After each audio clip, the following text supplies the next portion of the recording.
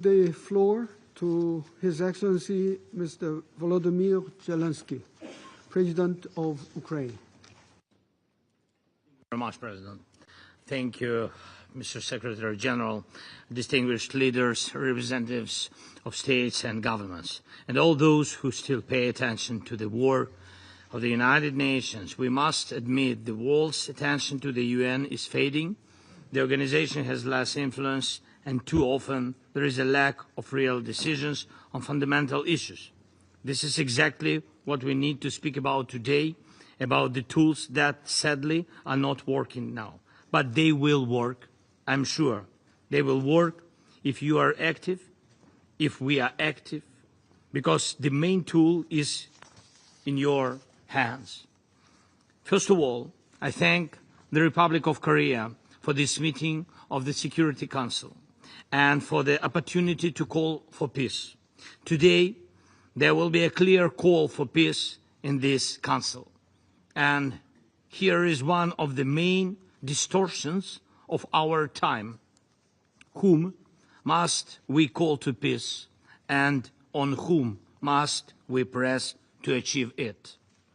One of the permanent members of this Council is doing everything to prolong the largest war in Europe since World War II. Russia does this with impunity, using its veto power, buying influence, and keeping peace on hold. The Russian representative is here, but of course not the one who makes the real decisions.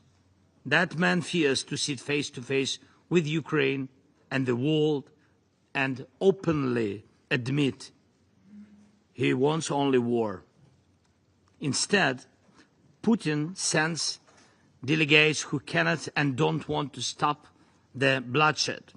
And when he appears abroad in Beijing or somewhere else, it's only to buy more time for killing, pretending he seeks diplomacy. Putin only cares about using every meeting, every chance to keep the war going.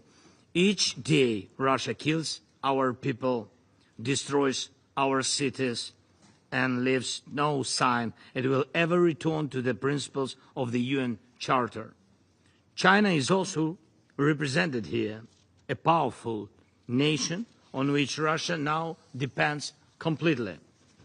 If China truly wanted this war to stop, it could compel Moscow to end the invasion. Without China, Putin's Russia is nothing. Yet too often, China stays silent and distant instead of active for peace.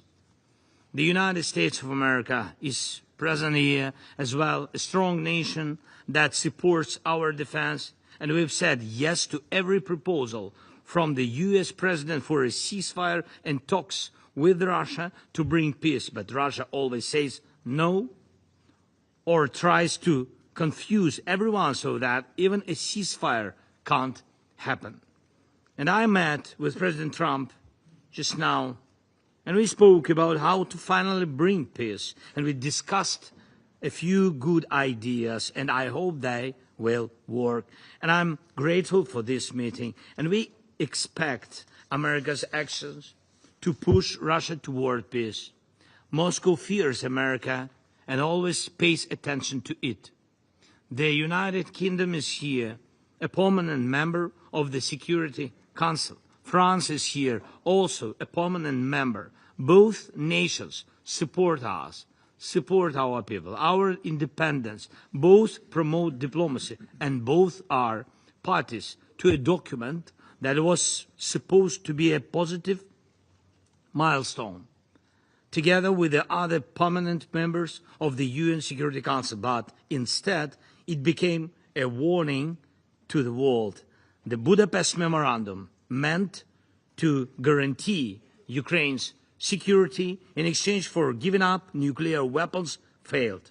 It proved that international promises can turn into blabbering.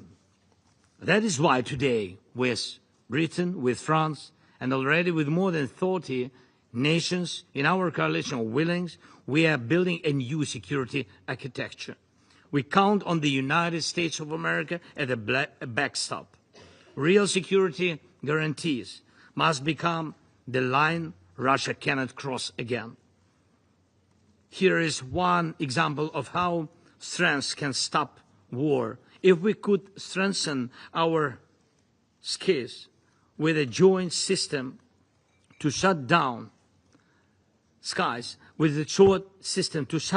Russian missiles and drones, it would force Russia to stop its attack from the sky, because everything could be shut down, and so Putin would be forced to sit here or in another respectable venue and look for a truce on the ground.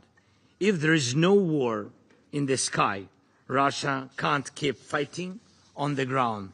I have talked about this with President Trump and with other leaders. Why do I say this now and here?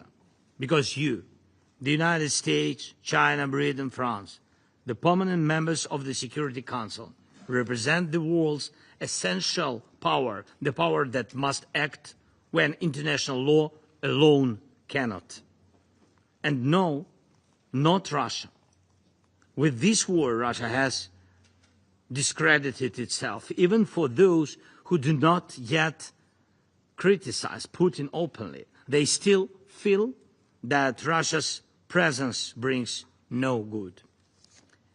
Excellencies, behind every international institution, there must be real strength to enforce decisions.